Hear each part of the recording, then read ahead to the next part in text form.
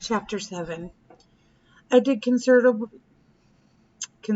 thinking on what Lisbeth Searcy had told me about Old Yeller, and finally went and told Mama. "Why, that old rogue," she said. "We'll have to try to figure some way to keep him from prowling. Everybody in the settlement will be mad at us if we don't." "Somebody'll shoot him," I said. "Try tying him," she said. So I tried tying him, but we didn't have any baling wire in those days. He could shoot through anything else before you could turn your back. I tried him with rope and then with big thick rawhide string that I cut from a cowhide hanging across the top rail of the yard fence. It was the same thing in both cases. By the time we could get off to bed, he'd done chewed them in two and was gone. "Let's try the corn crib," Mom said on the third night, which was a good idea that might have worked if it hadn't been for little Arliss. I took Old Yeller out and put him in the corn crib, and the second that he heard the door shut on him, he set up a yelling and a howling that brought little Arliss out on the run. Mama and I both tried to explain to him why we needed to shut the dog up, but little Arliss was too mad to listen. You can't explain things very well to somebody who is screaming his head off and chunking you with rocks as fast as he can pick 'em up, so that didn't work either. "Well, it looks like we're stumped," Mama said. I thought for a minute and said, "No, Mama, I believe we've got one other chance. That's to shut him up in the same room with me and little Arliss every night." "But he'll sleep in the bed with you boys," Mama said. "The first thing you know, you'll both be scratching fleas and having mange and breaking out with ringworms." "No, I'll put him a cowhide on the floor and make him sleep there," I said. So Mama agreed, and I spread a cowhide on the floor beside our bed, and we shut Old Yeller in and didn't have a bit more trouble. Of course, Old Yeller didn't sleep on the cowhide, and once, a good while later, I did break out with a little ringworm under my left arm. But I rubbed it with turpentine, just like Mama always did, and it soon went away. And after that, when we fed Old Yeller cornmeal mush or fresh meat, he ate it and did well on it, and never one time bothered our chicken nest.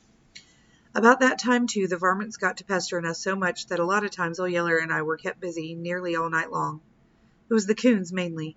The corn was ripening into roasting ears now, and the coons would come at night and strip the shucks back with their little hands and gnaw the milky kernels off the cob. Also, the watermelons were beginning to turn red inside, and the skunks would come and open up little round holes in the rinds and reach in with their forefeet and drag out the juicy insides to eat. Sometimes the coyotes would come and eat watermelons too, and now and then a deer would jump into the field and eat corn, melons, and peas. So Old Yeller and I took to sleeping in the corn patch every night. Slept on the cowhide that Yeller never would sleep on at the house. That is, we did when we got to sleep. Most of the night we'd be up fighting coons. We slept out in the middle of the patch where Yeller could send a coon clear to the fence on every side. We'd lie there on the cowhide and look up at the stars and listen to the warm night breeze rustling the corn blades. Sometimes I'd wonder what the stars were and what kept them hanging up there so high and bright, and if Papa was way off yonder in Kansas and could see the same stars I could. I was getting mighty lonesome to see Papa. With the help of Old Yeller, I was taking care of things all right, but I was sure beginning to wish that he'd come back home. Then I'd think a while about the time when I'd get big enough to go off on a cow drive myself, ride my own horse, and see all the big new country of plains and creeks and rivers and mountains and timber and new towns and Indian camps. Then finally, just about the time I started drifting off to sleep, I'd hear Old Yeller rise to his feet and go padding off through the corn. A minute later, his yelling bay would lift from some part of the corn patch, and I'd hear the fighting squall of some coon caught stealing corn. I'd jump to my feet and go running through the corn, shouting encouragement to Old Yeller. "Get him, Yeller!" I'd holler. "Tear him up!" And that's what Old Yeller would be trying to do. But a boar coon isn't an easy thing to tear up. For one thing, he'll fight you from sundown till sun up. He's not big for size, but the longer you fight him, the bigger he seems to get. He fights you with all 4 feet and every tooth in his head and enough courage for an animal 5 times his size. On top of that, he's fighting inside a thick hide that fills a dog's mouth like a Waterloo sacking. The dog has a hard time ever really biting him. He just squirms and twists around inside that hide and won't quit fighting even after the dog's got enough and is ready to throw the fight to him.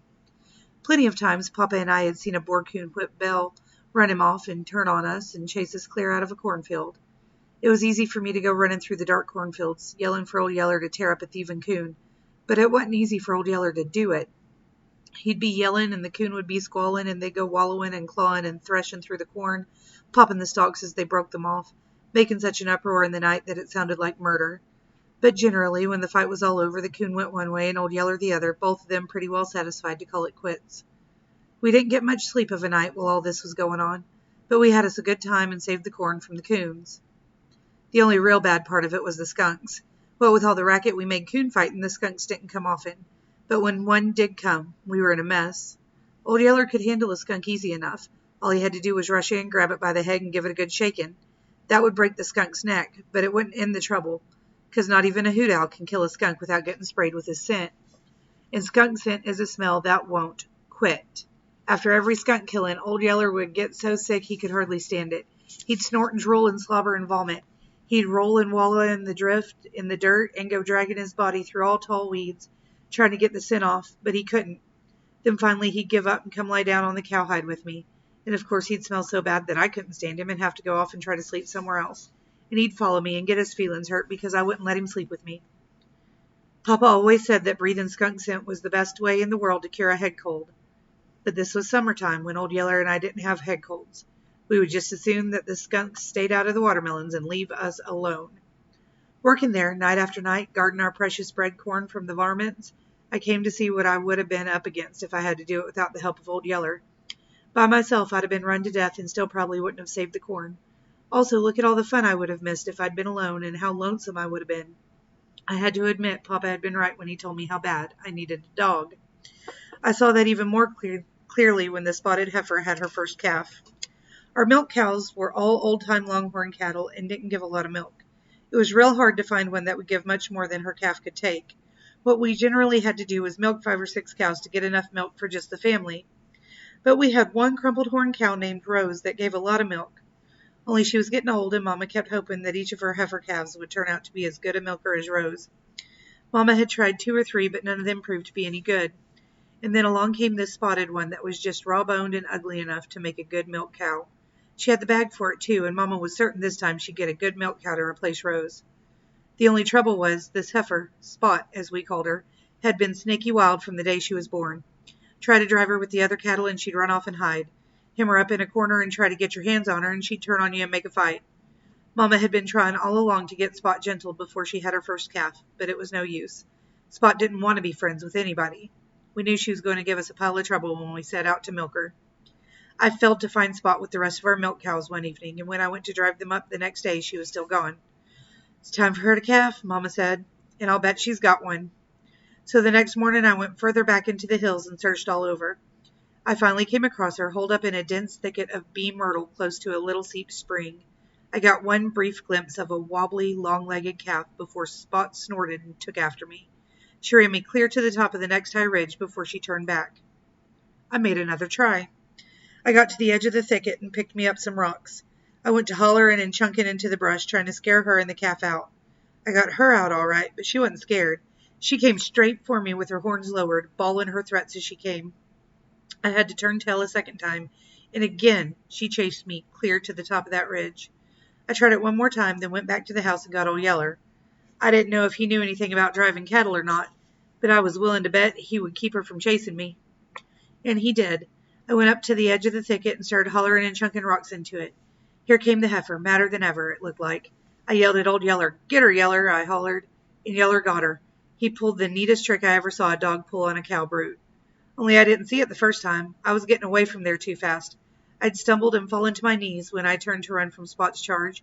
She was too close behind for me to be looking back and watching what Old Yeller was doing. I just heard the scared bawl she let out and the crashing of the brush as Old Yeller rolled her into it. I ran a piece further and looked back. The heifer was scrambling to her feet in a cloud of dust and looking like she didn't know any more about what had happened than I did. Then she caught sight of Old Yeller. She snorted, stuck her tail in the air, and made for him. Yeller ran like he was scared to death, then cut back around a thicket. A second later, he was coming in behind Spot. Without making a sound, he ran up beside her, made his leap, and set his teeth in her nose. I guess it was the weight of him that did it.